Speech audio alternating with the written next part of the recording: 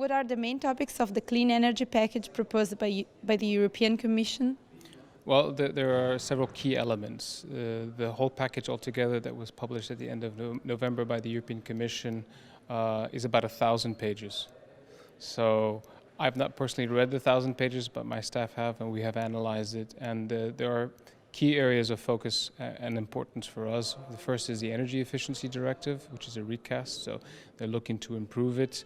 There's the electricity market design, which is something completely new, revisiting and looking at how we can create a fully functioning, integrated approach to the electricity market between 2020 and 2030 and beyond. There's also a very important piece of that element is the governance and how member states will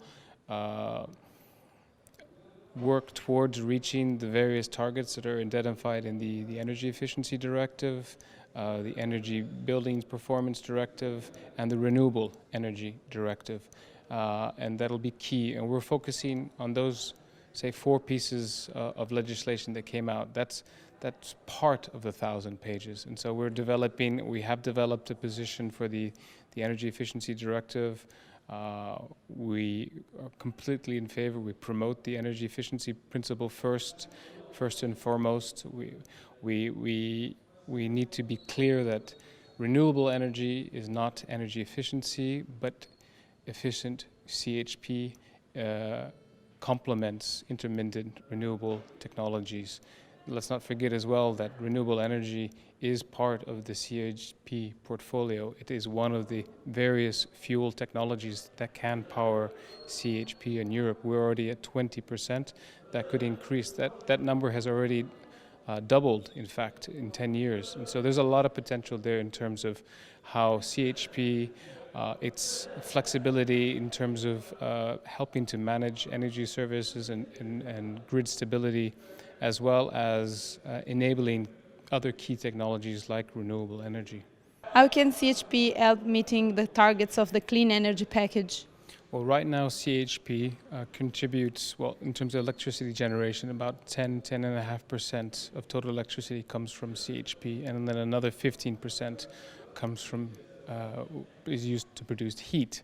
Now, the most efficient way to produce electricity is through CHP.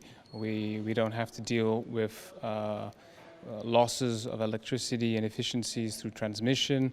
It's decentralized for the most part, depending on the size of the technology.